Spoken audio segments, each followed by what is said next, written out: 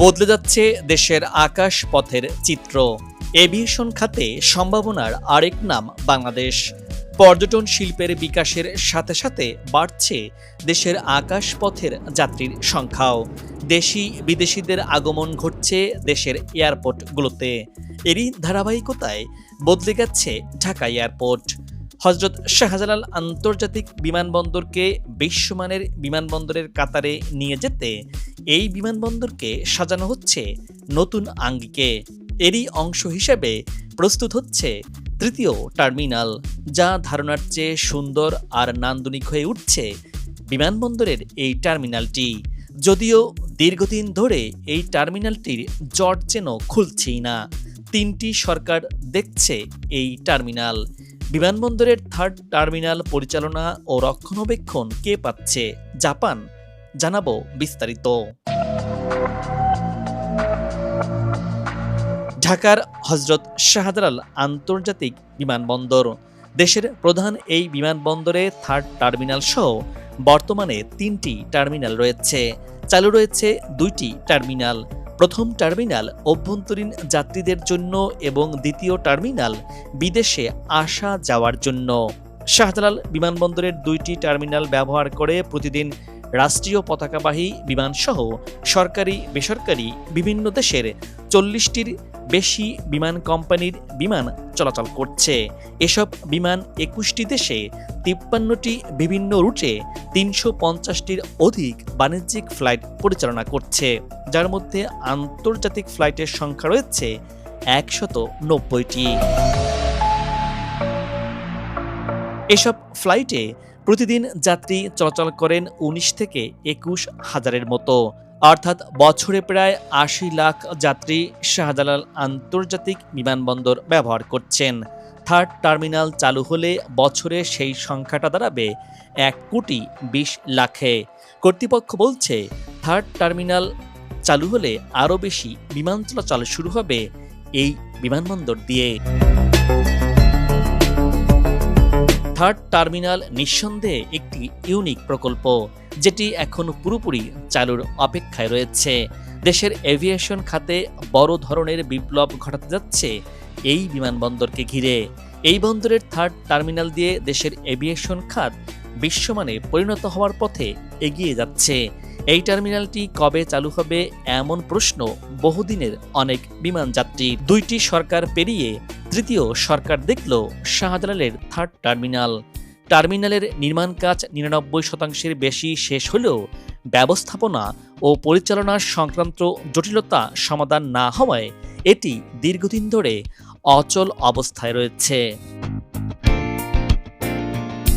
তবে জাতীয় নির্বাচনের পর রাজনৈতিক প্রেক্ষাপট বদলে গেলে থার্ড টার্মিনাল ইস্যুতে নতুন গতি আসে।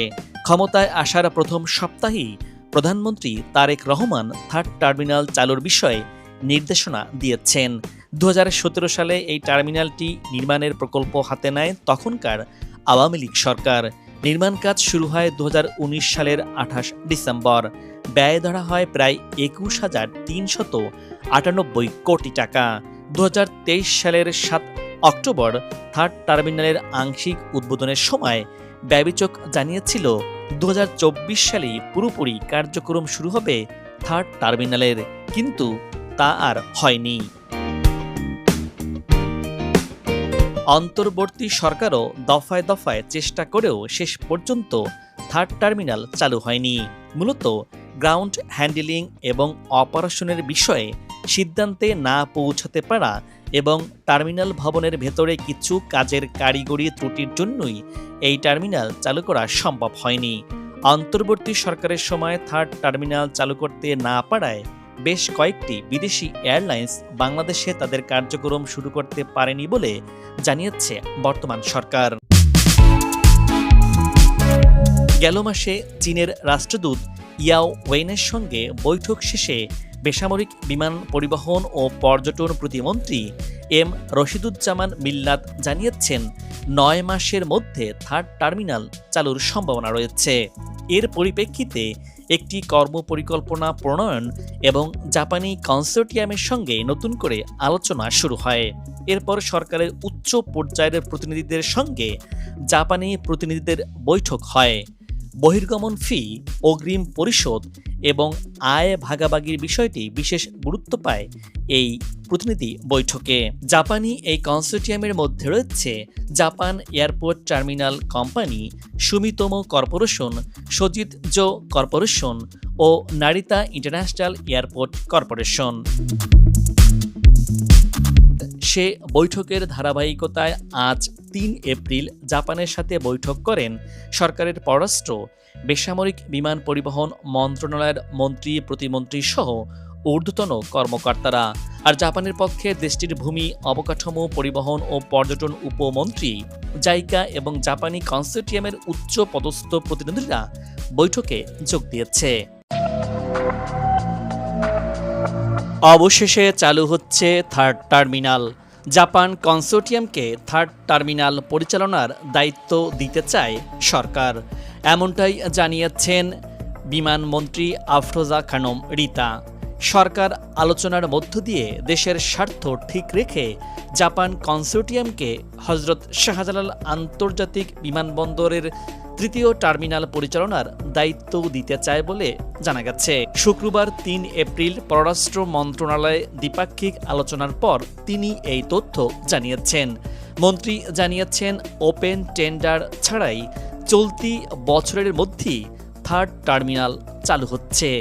দীর্ঘ আলোচনার পরই সরকার চূড়ান্ত সিদ্ধান্ত নেবে। দুপক্ষের আলোচনা আরও চলবে। সূত্রে জানা গেছে, এই সিদ্ধান্ত দেশের এভিয়েশন খাতের জন্য অত্যন্ত গুরুত্বপূর্ণ হিসেবে বিবেচনা করা হচ্ছে।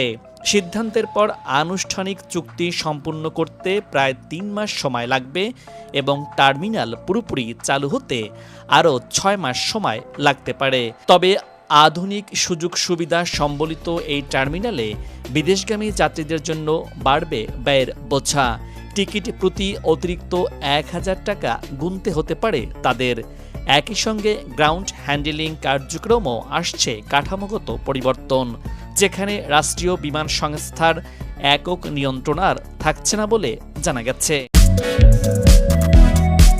এরই মধ্যে একটি খবর চাউর হয়েছে, দেশের প্রধান এই বিমানবন্দরের নাম পরিবর্তন হবে কিনা। হজরত শাহজালাল আন্তর্জাতিক বিমানবন্দরের নাম পরিবর্তনের বিষয়ে এখনও কোনো সিদ্ধান্ত নেওয়া হয়নি বলে জানিয়েছেন বেসামরিক বিমান পরিবহন ও পর্যটন মন্ত্রী আফরোজা খানম রিতা। জাতীয় সংসদের প্রথম অধিবেশনে চট্টগ্রাম ৩ আসনের সংসদ সদস্য সরওয়ার জামাল নিজাম মন্ত্রীর কাছে প্রশ্ন রেখে জানতে চেয়েছেন, ঢাকা আন্তর্জাতিক বিমানবন্দরকে আগের নাম জিয়া আন্তর্জাতিক বিমানবন্দরে রূপান্তর করার কোনো পরিকল্পনা সরকারের আছে কিনা, থাকলে তা কি এবং না থাকলে তার কারণ কি। জবাবে মন্ত্রী আফরোজা খানম রিতা জানিয়েছেন, ঢাকায় অবস্থিত দেশের প্রধান আন্তর্জাতিক বিমানবন্দরের নাম পরিবর্তন করে অতীতের মতো জিয়া আন্তর্জাতিক বিমানবন্দর করার কোনো সিদ্ধান্ত এখনও গৃহীত হয়নি। তবে আগামীতে আলাপ আলোচনার মাধ্যমে বিমানবন্দরের নাম পরিবর্তনের বিষয়ে সিদ্ধান্ত গ্রহণ করা হবে। এবার দর্শক এক নজরে শাহজালাল আন্তর্জাতিক বিমানবন্দরের থার্ড টার্মিনালটির যাবতীয় বিষয়াদি জেনে নেব। এই টার্মিনাল ভবনটি ৩ তলা বিশিষ্ট, যার আয়তন 2,30,000 বর্গমিটার। যাত্রী ধারণ সক্ষমতা বছরে 16 মিলিয়ন। বহুতল কার পার্কিং রয়েছে এই টার্মিনালটিতে। একসাথে 1230টি গাড়ি রাখা যাবে, যা এরই মধ্যে প্রস্তুত হয়েছে। এই টার্মিনালটিতে উড়োজাহাজ পার্কিং বে থাকছে 37টি। আগমনী যাত্রীদের জন্য লাগেজ বেল্ট থাকছে 16টি। বিদেশ থেকে আসা যাত্রীদের জন্য 1300 বর্গমিটার আয়তনের একটি কাস্টমস হল থাকছে, সেখানে 6টি চ্যানেল থাকবে। চেক ইন কাউন্টার থাকছে 115টি, এর মধ্যে স্বয়ংক্রিয় 15টি। ইমিগ্রেশন কাউন্টার থাকছে 128টি, এর মধ্যে স্বয়ংক্রিয় ইমিগ্রেশন কাউন্টার 15টি। বহির্গমন ইমিগ্রেশন কাউন্টার থাকছে 66টি। আগমনী ইমিগ্রেশন কাউন্টার 59টি। ভিভিআইপি কাউন্টার 3টি। এই টার্মিনালটিতে বোর্ডিং ব্রিজ থাকছে প্রথম পর্যায়ে 12টি, পরবর্তী সময়ে আরেকটি সম্প্রসারণ প্রকল্পের আওতায় আরও 14টি বোর্ডিং ব্রিজ যুক্ত করা হবে। সব মিলিয়ে 26টি বোর্ডিং ব্রিজ থাকছে। বর্তমান টার্মিনাল দুটির সঙ্গে থার্ড টার্মিনালের কোনো সংযোগ থাকবে না, তবে পরবর্তী সময়ে প্রকল্পে করিডোর নির্মাণ করা হবে। নতুন টার্মিনালে ট্রানজিট যাত্রীদের জন্য একটি বড় লাউঞ্জ রয়েছে, যা বছরে 40 লাখ যাত্রীকে সেবা দেবে। ভিআইপিদের জন্য সেবা দেওয়ার জন্য রয়েছে 3650 বর্গমিটার এলাকা। এছাড়া airlines lounge, day room, movie lounge, শিশুদের জন্য প্লে জোন এবং ফুড কোর্ট যাত্রীদের স্বাচ্ছন্দ্য এনে দেবে। বিমানবন্দরের তৃতীয় টার্মিনালে অত্যাধুনিক ব্যবস্থা বিশ্ব পরিমণ্ডলে দেশের এভিয়েশন সেবাকে নতুনভাবে তুলে ধরবে বলে মত এভিয়েশন বিশেষজ্ঞদের। তাদের মত, আন্তর্জাতিক বিমান পরিষেবা সংস্থাগুলো যখন দেখবে এখানে তাদের নিরাপত্তা রয়েছে, যাত্রীরা উন্নত সেবা পাচ্ছে, তখন তারাও ইতিবাচক ঢাকাকে গ্রহণ করবে। শাহজালালকে তারা ট্রানজিট হিসাবে ব্যবহার করবে। এতে সব পক্ষই লাভবান হবে। বিশ্বের উন্নত এবং অত্যাধুনিক বিমানবন্দরের আদলে নির্মাণ করা হয়েছে থার্ড টার্মিনাল। এটি চালুর ফলে বদলে যাবে বিমানবন্দরের পুরো দৃশ্যপট। বিমানবন্দর থেকে মেট্রো রেল, পাতাল সড়ক, উড়াল সড়কে যাত্রীরা সরাসরি তাদের গন্তব্যে পৌঁছতে পারবে। এরই মধ্যে এই বিমানবন্দর সড়ক বদলে গেছে। একটি সম্ভাব্যতা সমীক্ষায় দেখা গেছে বিমানবন্দরটি 2035 সালের মধ্যে 2,20,00,000 যাত্রী পরিবহন করবে। সময় গড়িয়ে যাওয়ার সাথে সাথে এই এলাকায় মানুষের চলাচলও বাড়তে থাকবে।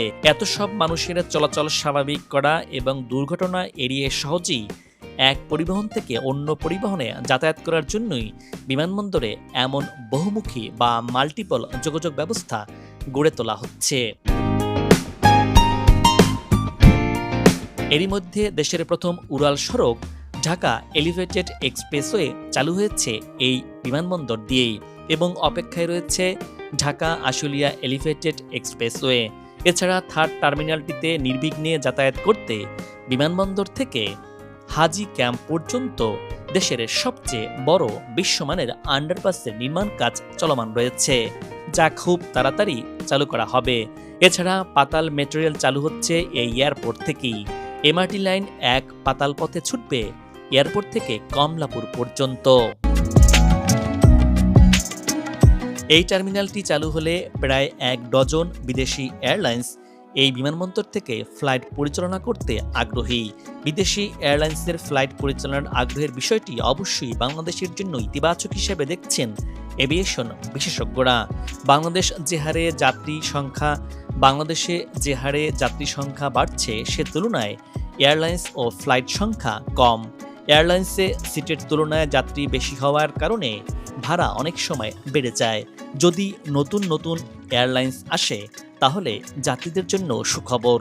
যাত্রীরা তাদের পছন্দের এয়ারলাইন্স বেছে নেওয়ার সুযোগ পাবে, ভাড়াও হবে প্রতিযোগিতামূলক। এয়ারলাইন্সের সেবার মান বাড়বে, এতে যাত্রীরাই লাভবান হবে বলে মনে করছেন এভিয়েশন বিশেষজ্ঞরা। দর্শক, আজ এ পর্যন্তই। আগামীতে আবারও দেখা হবে নতুন কোনো ভিডিও চিত্র নিয়ে।